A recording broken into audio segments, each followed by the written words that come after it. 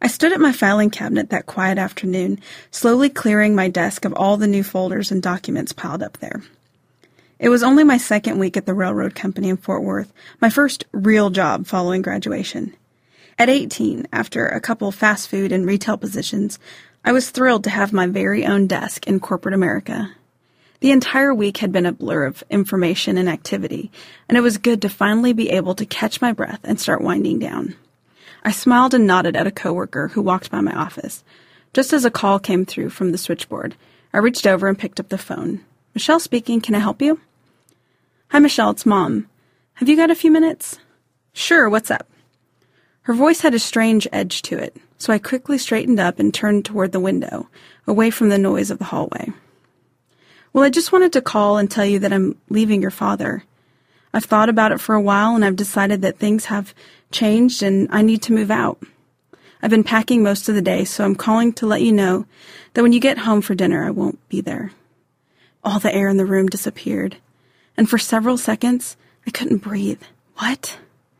It seemed like an eternity before I would form any words to respond to her.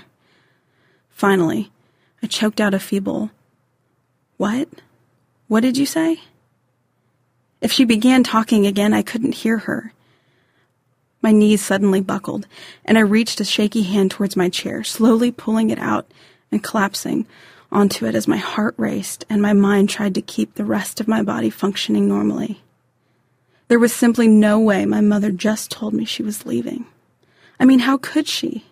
As a mother, how could she choose to walk away from her children and not fight to keep the family she and my dad had created intact? Even more, how could my family, a family so prominently committed to ministry work, survive the judgment those under our leadership would surely cast upon us? I'm sorry, sweetheart. I know this is hard, but I really can't stay. I just wanted to warn you first, since I haven't told your father yet, and you know how angry he'll get.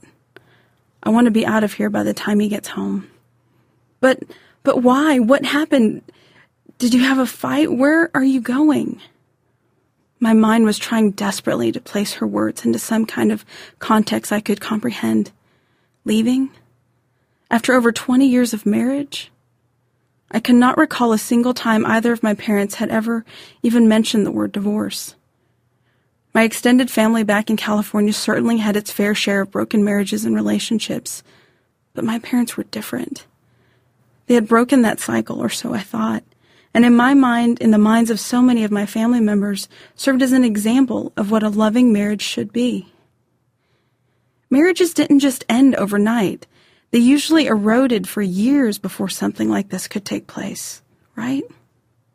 Things have been a little tense in our home recently, but certainly nothing that could have prepared me for this. Realizing that everything I'd believed about my parents' marriage and our family's life simply wasn't true crushed my soul.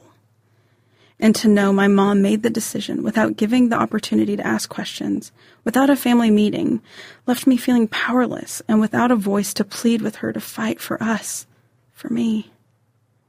My mother continued calmly, talking as though she hadn't just ripped a hole in my heart the size of Texas, and more as if she were calling to ask me to stop by and pick up a few groceries on the way home from work.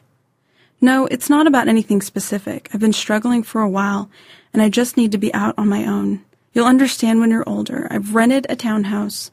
Don't worry, I won't be too far. She paused. Michelle, I'm taking Mia and Drea with me. When would the bleeding stop?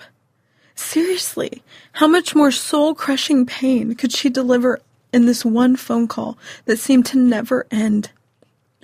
Not only was my mother leaving, she was taking both my sisters with her, and never once asked if I wanted to go too. What? Mia is only 9, Mom. Please don't do this.